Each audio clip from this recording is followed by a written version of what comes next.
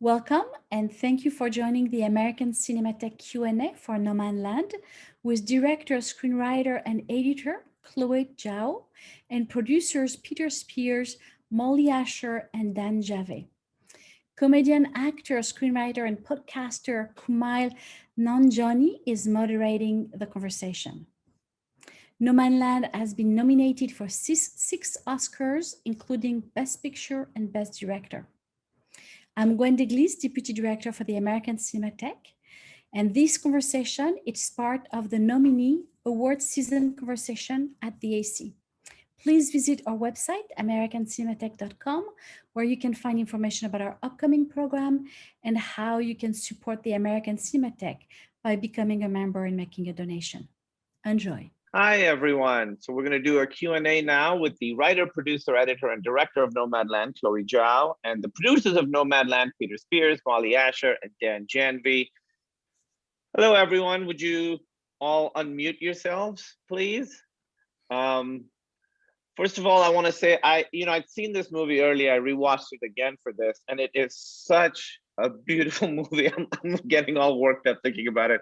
The ending absolutely shattered me. It's such beautiful work. So congratulations on making an amazing movie and then all the accolades and the various things that have come your way. So congrats on that. Thank you. Thank you. I know, Chloé, I spoke with you about this a little while ago, but the locations in the movie are stunning, and you guys basically lived in a van and traveled everywhere and shot this movie that way? Well, that's what we like people to think. We did stay in vans sometimes, and okay, it's all green screen. Yeah, it's all green screen on the stage. That's we had a production office that's in an RV, and we had about 7 or 8 vehicles. It was a caravan. But we did a lot of Holiday Inns, Motel 6, because living in vehicles, you have to be on your own schedule, not on a film production schedule. Right. And how long was the shoot? 5 months, about 5 months, on yeah. and off. Mm-hmm. Wow, that's amazing. As I was rewatching it, I was really, struck by. In the beginning of the movie, there's that moment where the character shows the tattoo from the lyric from the Smiths, "Home, is it just a word or something you carry within you?" It's something that I think about a lot as an immigrant. I know, Chloé, you're an immigrant. I don't know about the other producers, if they're immigrants or what, but something I think about a lot. What is home? Is it land? Is it community? Is it something you create with other people, something you carry within you? Was this sort of one of the main themes of the movie for you before you started shooting? I know that the way you create these films, it's a very organic, fluid process. It's interesting because again, that tattoo is something that I planned. Once we got there, when they showed me our potential extras. And she showed off her tattoo in her little interview video. We go, oh wow, well, I think it all starts with the conception of the film, of the script, is that when you read Jessica's book, and it's just such a beautiful and rich collage of stories and characters. But for me personally, when I read it, the theme that I felt strongest that came through was this feeling of loss and healing. Yeah. Lost and found in a way, right? And the loss of home, community, loved one, self, and rediscover these things. And so when you have that main arc, everywhere you go, not just me, but my entire crew and cast, we're always looking for clues in casting, in location, in someone's playing music. And then we're always looking for clues that can supply oxygen to the theme. And that was one of the moments we go, oh, this could be part of Fern's journey. Yeah, no, that's what I was thinking, because I know obviously that's not an actor, but I was struck by how thematically relevant that tattoo just happened to be. And so, a lot of the, obviously, David Strathairn and Frances McDormand are professional actors, but a lot of the other folks are not. what was the process of finding people like Swanky or Linda May or Bob Wells or these folks? Well, some of those folks were found by Jessica Bruder, who wrote the book Nomadland. So she had lived and researched and with this group of people for a couple years when she was, I think, first wrote an article for a journal about this subculture, and then she went on to write the book, which then Francis and I saw in an early form of it and optioned to make into a movie. But I think it was when we met with Chloe that she had the idea that the film would be populated in the same way that she had made The Writer with Mollye, and in the ways Dan had worked with non-professionals before, that perhaps it wouldn't be a straightforward adaptation of the book.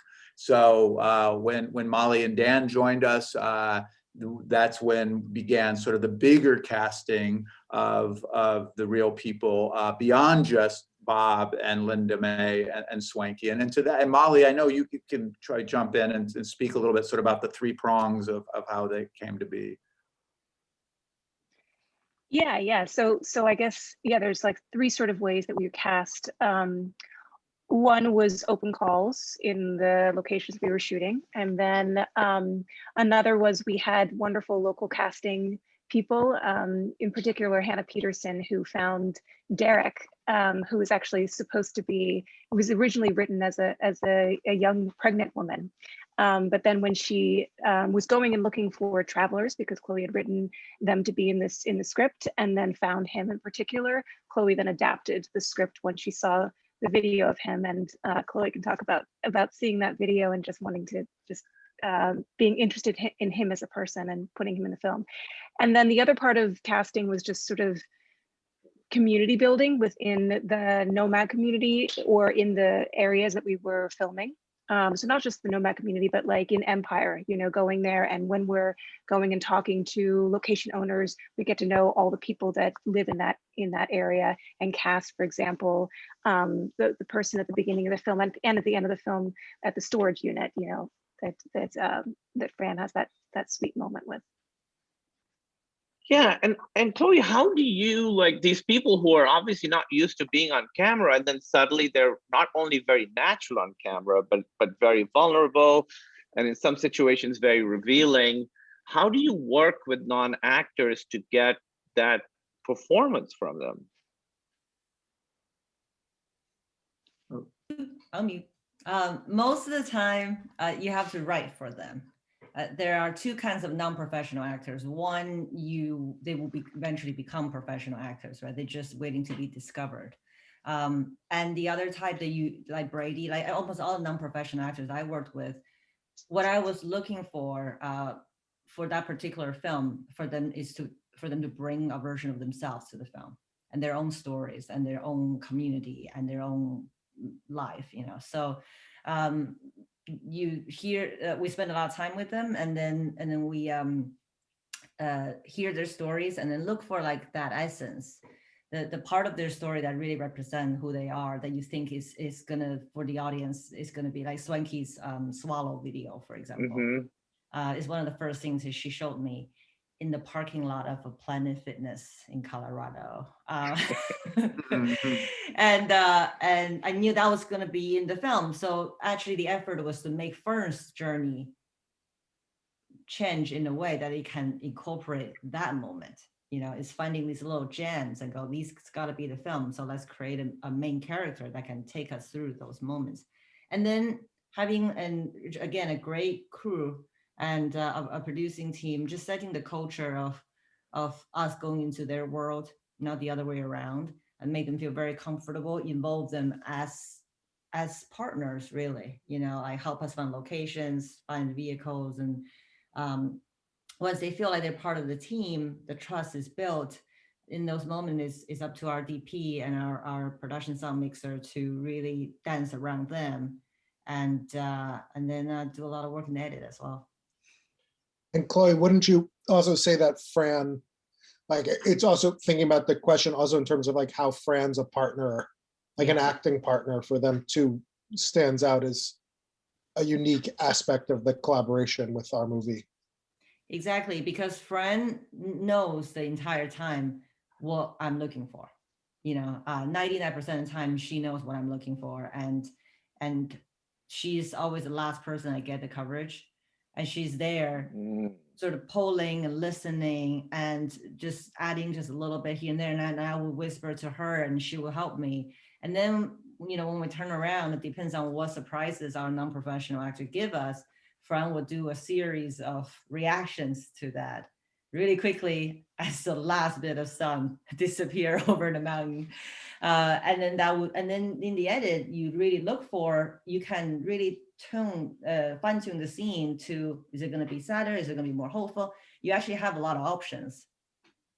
Yeah, it's interesting. In working with you, we worked on a movie together that hasn't come out yet. It's you really prioritized, but you were really excited about finding mistakes, finding surprises. You wanted to shoot the rehearsal, and I know that's a way that a lot of actors are not generally used to doing it. I remember there was one time you asked me right when we first started working together. You were like, "Oh, this looks really beautiful. Why don't you and her just walk and have a conversation?" And it was the most terrified I've ever been on set, because I was like, "What conversation? What are you talking about?"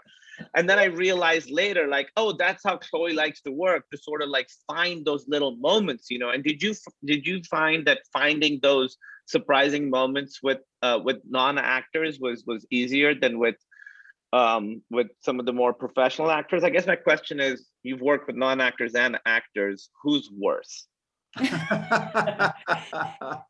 That's a sidebar you and I can have. All right, okay. I give you an example, right? Very similar to that scene. I know exactly what you're talking about. Is when Swanky is asking Fern to help her to paint her car.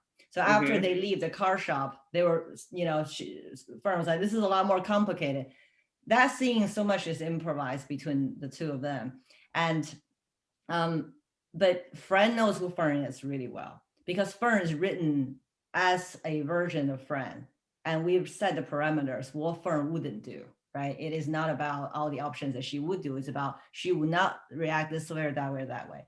So in that moment, whatever Swanky said, Fran is the whole time. I mean, it's a very tough job for her. I mean, she's brilliant, because it's really difficult in those moments to be thrown off and not know where my character is, or why is my character doing that, and just be present and feeling that. I mean, it does help that it is written for her as a version of herself. Right, and then with the characters, I know that you really collaborate with the actors to create the characters. And so then, how was that process different between someone like Fran and someone like Swanky? Like, did you have those conversations with Swanky about her character, or was it more just normal conversations and then you figure out like, okay, this is, I think, how I can portray Swanky in this film? It's very similar, but very, very in degrees. So with Swanky, it would be, a little bit adjustment from who she is in real life, right? And then Linda May maybe this much, and Bob maybe very little, and Fran is quite different, but also a lot of similarities. I think, no, I don't think it's that different really. And it's about setting boundaries. It's about what with Fern, what she wouldn't do instead of all the options that she would. Right. Can I say something too that you can never say, because it would be awful for you to say it? I think you're also a great writer, and I think I know you wouldn't like that, but the reason I bring it up is that I think I'm always really fascinated with people, how preoccupied people are with this idea that they're real people. I think that the research process is it's research and exploration, but then Chloe will write the characters. And the skill at which Chloe writes the characters off of the reality is a really incredible art. And then what's unusual about working with Chloe is that knowledge of the character then extends obviously during the shooting, but then also she's the editor of the film. So I just want to say that even though these are real people, Chloe's constantly doing the thing that any fiction filmmaker is, of creating these fictions, no matter what it's based on. So I don't know why I feel the need to say that, but we're having so many conversations like this. And I think it's hard to imagine how much of a writing process is involved with it. And maybe the term adaptation is the most appropriate, but not only are we adapting from the book, but also adapting from people's real lives. Yeah, Does that make any sense? And then totally, and then the difference between this and the more conventional movies that usually a more conventional movie, that script will be given to an actor and they will probably meet Swanky and Linda May and research it and then portray it and rehearse it. Instead, we cast them to play a version of themselves. Yeah. Another difference is that, for instance, in our movie, we didn't have to poop in buckets. That's another big difference. I'm happy with that. The adaptation thing is very interesting because you took a nonfiction book and adapted it into a fictional narrative. Like, did you feel that you had to stay close to the book, or was it more, as Dan was saying, where you sort of talk to people and you figure out, like, okay, this story is interesting, that should be part of Fern's narrative. Like how much did you feel that you had to hew close to the book? I have not read the book. I've only seen the movie a few times. Well, in the book, Fern's character doesn't exist, right? That's the biggest difference. And Dave as well, and Fern's sister, and so this is a road movie. So recently, I've been thinking about the writing process, how I arrived to this story and the script that you guys first read. I realized it was a quite painful process because this is a road movie. It has to flow. It has to have this feeling of movement. And we didn't have a big budget. So we knew, having done this before, our strength is that freedom to move. That's what's going to set our film apart. And in order to do that, my early drafts had a very complicated plot. And it really trying to tell a lot of stories, and I felt constipated, like you would stay in one place for too long because a lot of stuff has to happen. And only when I stripped it to minimal amount of plot, emotional arc that can keep the audience going, and that's when Fern's character became really clear, and the theme from the book of lost and found, grief and healing. That's a very simple arc. And knowing that is going to be the key to take us through, every little things along the way can start being built to support that. And then I go, okay, now that they give us enough space to even have the opportunity to flow like a road movie.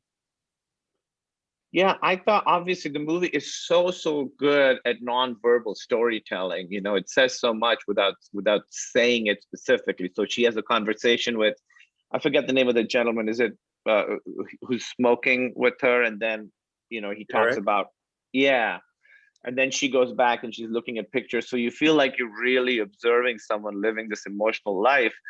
And with that, cinematography is such an important storytelling tool always, but specifically in your movie because it is so good at nonverbal storytelling. Sort of the relationship between the characters and the environment, whether it be shut down stores or beautiful vistas, those are an essential part of the film. Can you talk about your collaboration with cinematographer Joshua James Richards and the conversation you would have setting up these shots, like that complicated shot at the RTR? I have to throw this to the producer because I love hearing them talking about how we work, because we're biased and they actually watch us with each other. And you have seen it too. I have. So it's much better to hear from their perspective. You guys can be honest, it's okay.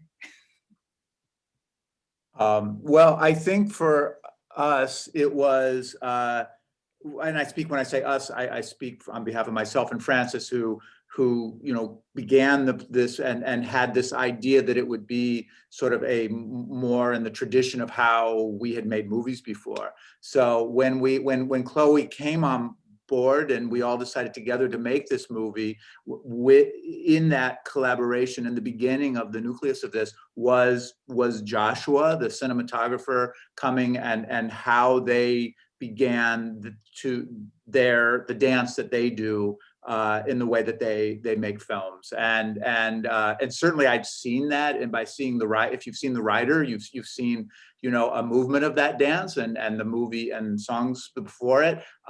So we begin to know sort of and have a bit of a shorthand of where it's going, but almost immediately the two of them were on the road in their car off to Empire, Nevada, and sending back, you know, snapshots and postcards and, you know, visual postcards of what they were seeing. And it was like getting to see the synapses firing in their heads as they were really immersed in the creative process, which for us back home in the pre-production office with Mollye and Dan and everyone was incredibly exciting. And then us sort of trying to keep up, you know, because we had such a short time to do it, and they were asking for so very much on such limited resources.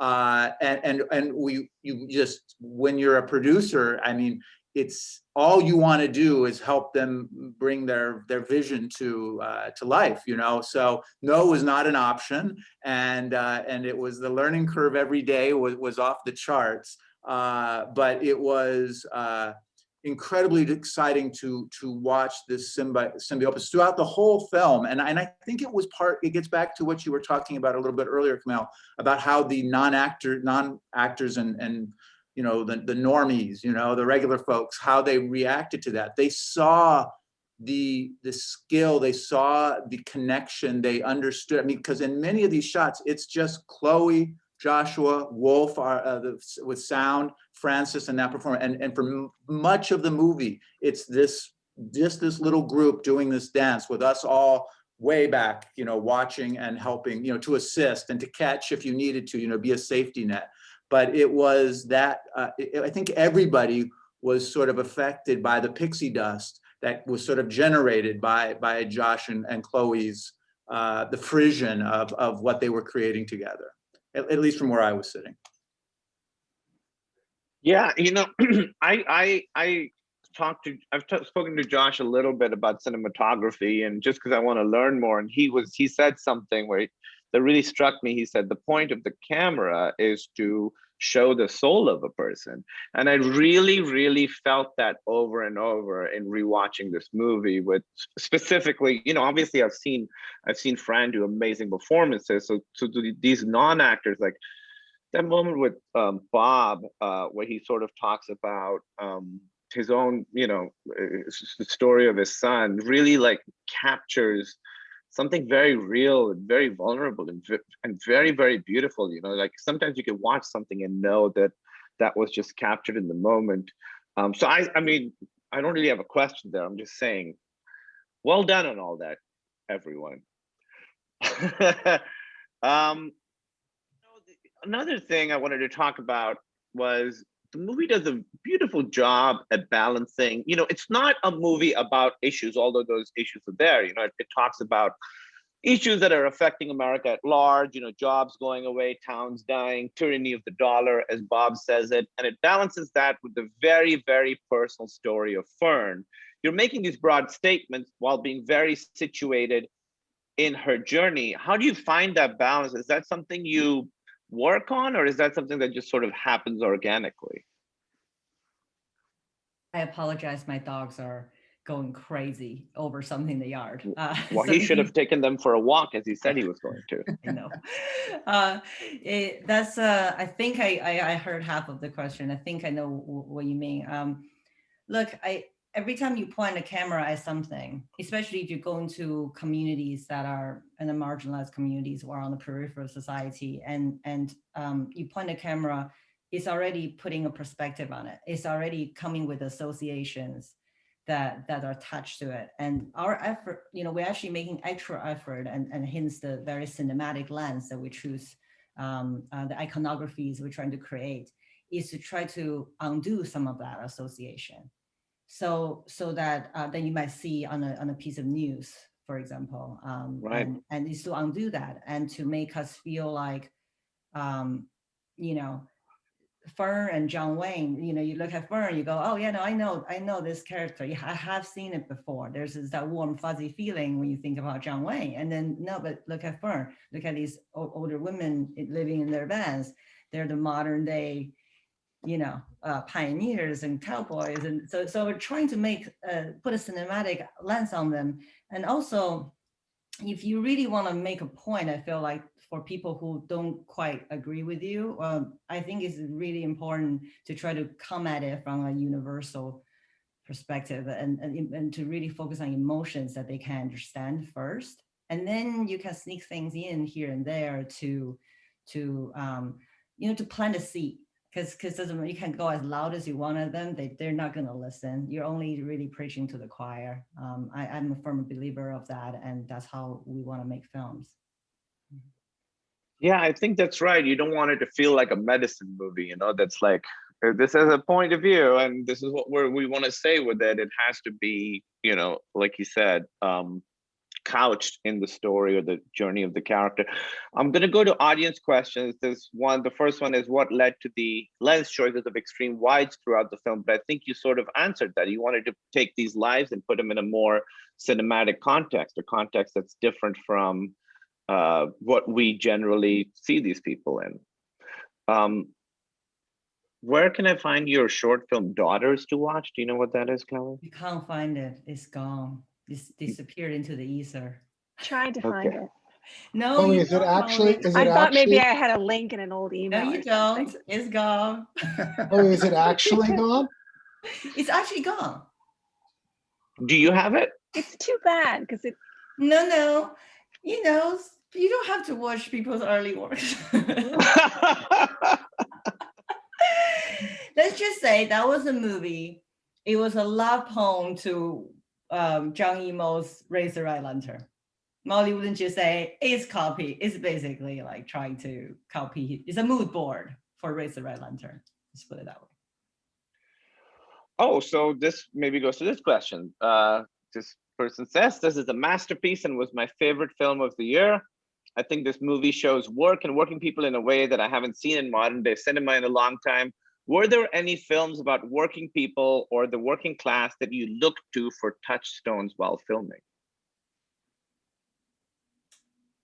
Well, we try not to watch movies while filming, but no, I think for us it was like Vagabond and Happy Together, films like I think it was Days of Heaven. Some of these movies that Josh and I looked at a lot is more, when we look at films, is more of a feeling that we trying to convey. It's like again pacing. I keep really like the rhythm. When we watch Happy Together, remember we screened it, I think like the day before we start shooting, 2 days before, on an outdoor, did we project on a little screen in the campsite that we stayed at? That area? Frontier Cabins. Frontier Cabin, cabins. Yeah. And it's really, because you watch Happy Together, there's a rhythm to that film. And I just wanted everyone to feel like we can take these risks. You know, the film doesn't have to be tonally perfect. It doesn't have to always make sense in the moment. But it, you know, it's an organism that feels organic, and I think that film really speaks to that. It might not be obvious a movie, not a obvious movie to look at for Nomadland, but the way this character find themselves in this very kind of lonely place. They're lost. You know, these two characters, two lovers. They were lost in Argentina. They were away from home, and they had to sort of figure out where they belong. So there's thematically some similarities. Yeah, here's one more. I love your unique perspective on contemporary Americana and shining a light on ordinary overlooked people who seemingly slip through the cracks of society, but still thrive and persevere. How did you find your voice and gravitate towards these stories and characters? Molly, what do you think?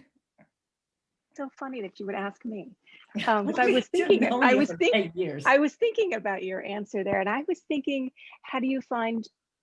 Well, there's just incredible amount of curiosity, you know. And I remember when we went to go make the rider, and you said to me how you'd read this book about how, like, when you're finding something to work on, that it's not about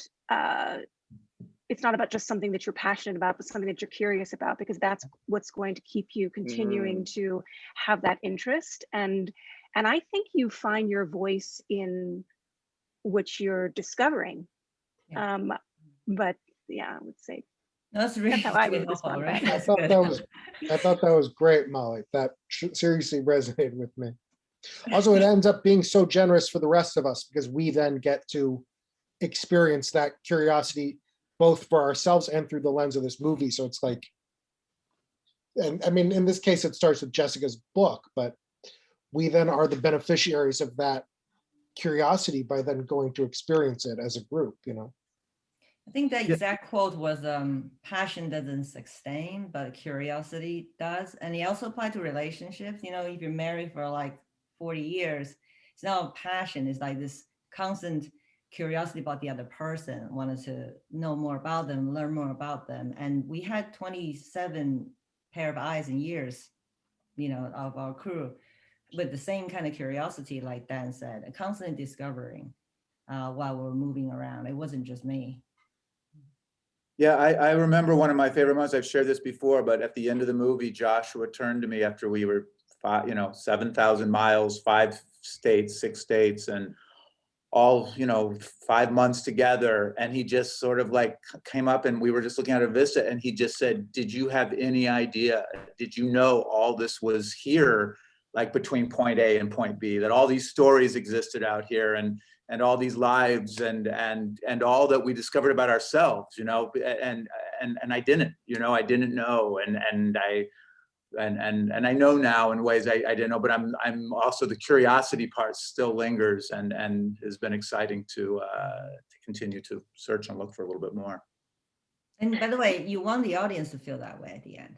If you don't really try to tell them how they should feel, if you keep it a bit open-ended, and sometimes that might make you a little uncomfortable. I'm not supposed to feel right now, but that will give a chance for the curiosity to seed. So then they go away, it might pop up some like couple weeks down the line after they've seen the film.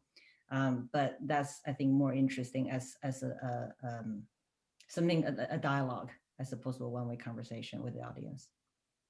Right, that passion versus curiosity. I'd never thought of it like that.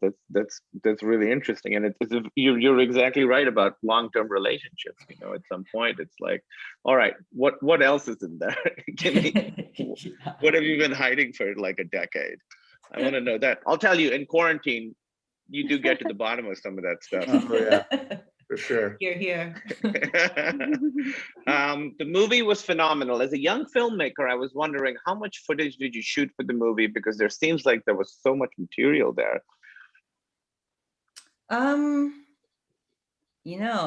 Half of that was all driving shots. I think we kept that camera rolling wherever we went. I look at the photo of driving shots, I'll be like, how about just click them and randomly see which one is lucky that I'm going to use in the film? There's no way I'm watching all of that. Actually, not like they know I don't do that many takes.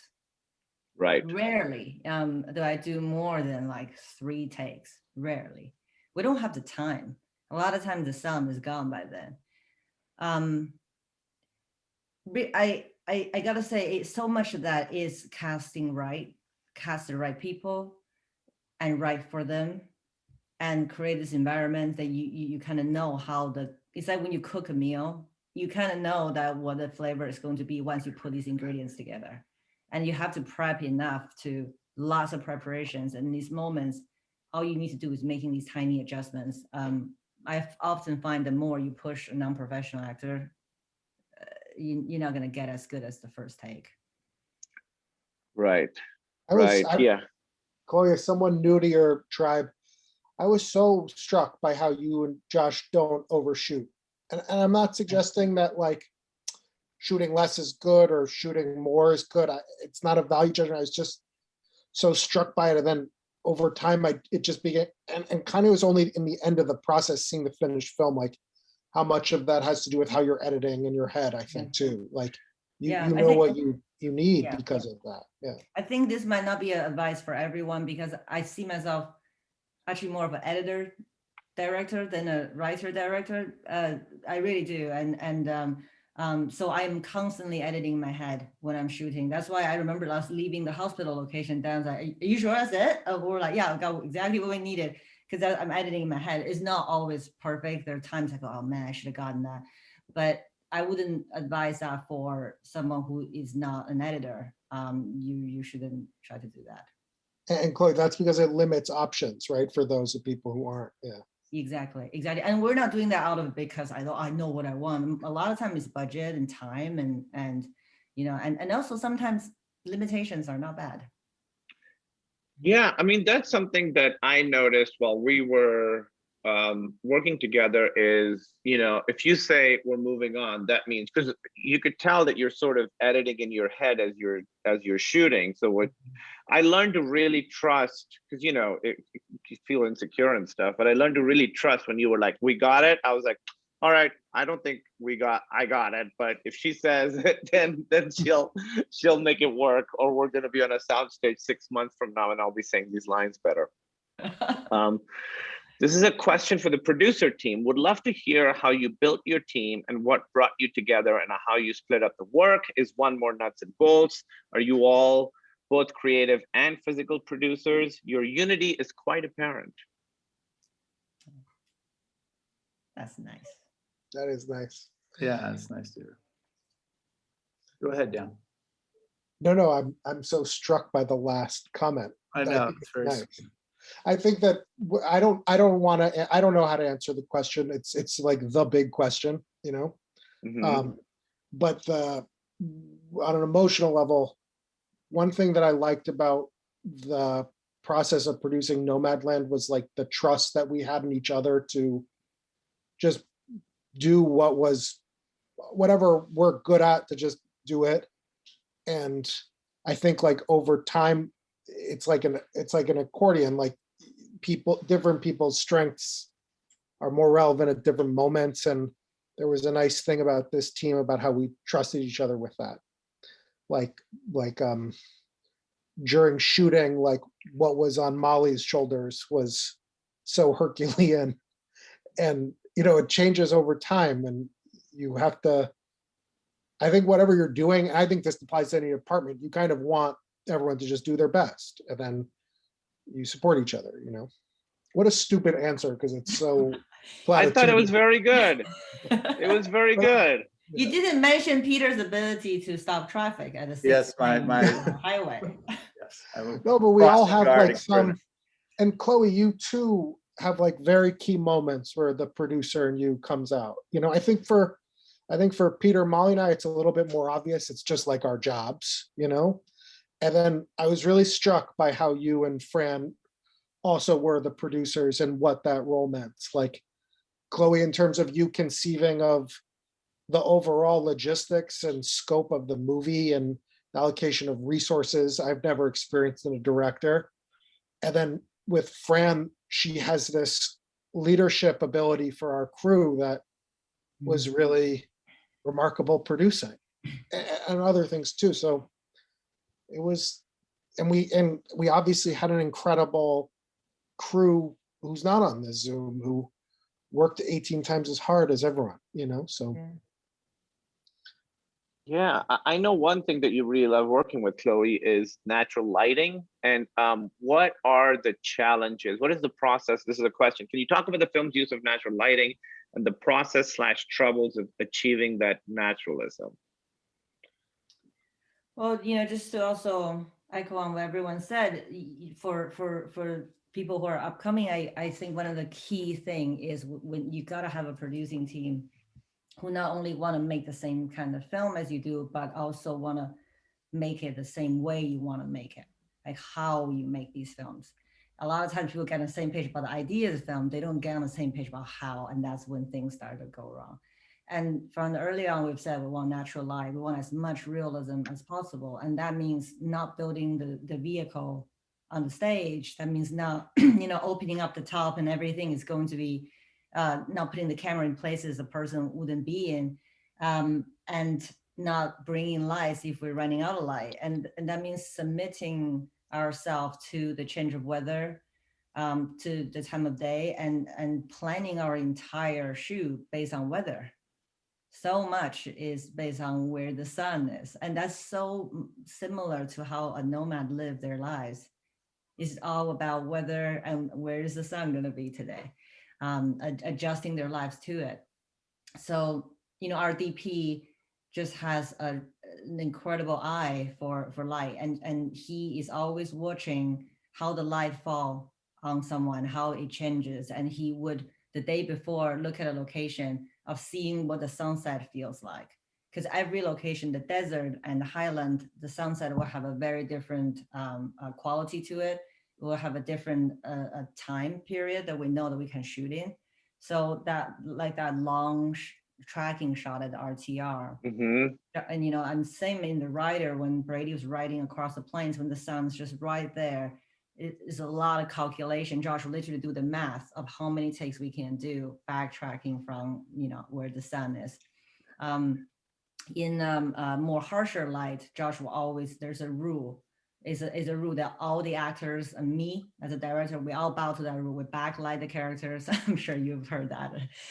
We backlight, you always backlight the characters, and then you just give a little bit of a bounce, so that they are never being like blasted by harsh light. So natural light doesn't just mean like shoot wherever you want. It's actually a lot of consideration came from Josh of making sure it feels naturalistic, but also beautiful and gentle. Yeah, and that, going back to the RTR shot, what's beautiful about it, not just that it's visually stunning and obviously technically, very difficult to pull off, but it's such a beautiful moment because she's sort of been going around trying to find her people, and in that little moment, as she's walking, you see the community that she has right then. It's really, really affecting, and it's like, a great marriage of technical and emotional in that moment. So then, if you're, you're so sort of beholden to the light and the weather, I don't know the answer to this. Do you create storyboards and shot lists before you go, or do you sort of feel it out? I will, for when I'm working with Josh like this, in a situation like this, I don't storyboard. I do storyboard for Eternals a lot. But if I'm in an uncontrollable environment, like on the rider, we were at the rodeo, I will shot list, because when we can't control, we need to know like exactly what we're getting. So Josh and I got to a point where in the morning we get together, we just shot list, we have a discussion, and then we know what the shot list is going to be, right? And then we convey that to the team. Actually, mostly Josh goes to the team and to Mary, to our AD, to let her know. But no, not really. This is not that kind of film. Right. I want to read a comment from someone that's really beautiful. They said, having lived on the road with my parents for a time, who also consciously decided to sell our house and make our truck our new home, this movie struck a nerve. This is less a question and more of a recognition of Chloé's genius for capturing the true essence of America without resorting to caricature, without pandering. And I wanted to ask just one final question. It was actually from someone here. The movie is obviously very emotional, but you do such a good job of avoiding sentimentality here. They said it better than I did. I can't find it right now. So is that something you're very aware of, that you don't want the movie to get too sentimental? Because, it's about loss, as you said. And I could see a version of this movie that really isn't subtle in the way that this movie is subtle. How much of a consideration is that when you're making this movie, that you don't want to you want to sort of not push it too much? That's a really good question. I have to think about that. Do you guys have anything to contribute? Dan? Peter? I would say that you intuitively are, I don't think sentiment, I don't know, I love all your films, including especially the two you made before, and I always think that you're navigating the finest of lines as a filmmaker between sentimentality and true emotionality. And you can't dip too far into sentimentality to really tap into people's emotions. Mm-hmm. So I would say intuitively the consideration is one that you factor into your work quite seriously. But I never heard you talk about it, you know? No, I think it's intuitive, and I think it's about collaborating with your cast. Really, you know, you gotta let them. If you put them in a situation where they feel like they're safe to be vulnerable, to open up to you, I really do think that, and you put very little between the camera and them, right? You put very little of artifice between the audience and the emotions of your characters, then you're safe. You're actually very safe. And Fran, in this case, is a great guardian of Yeah, I was gonna say that. sentimentality. Yeah, Fran would not like that. yeah. At the moment I'm following her through this beautiful landscape and looking over your shoulder, the moment you start to go there, she's gonna do something, her physicality, she's gonna snap us right out of that sentimentality.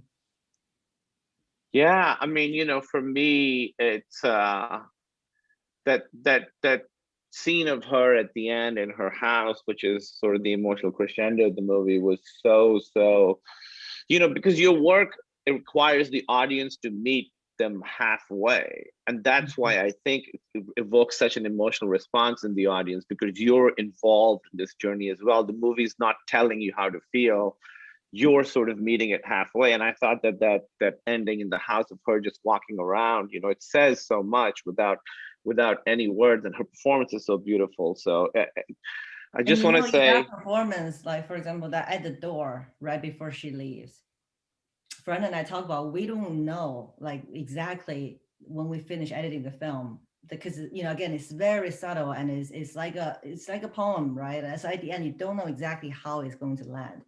So we said, let's get like 5 different options.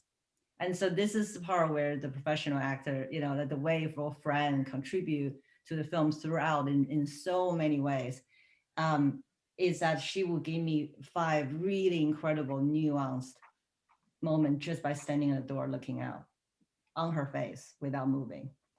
And then in the edit, I even showed you guys different options. We go about this and that, you know, and that to combine what she's able to do, and then the kind of fluidity and authenticity that the non-professional artists going to give us, the stuff that you cannot deny because it's really part of their lives they're giving you. That combination, I think, is the magic of Nomadland.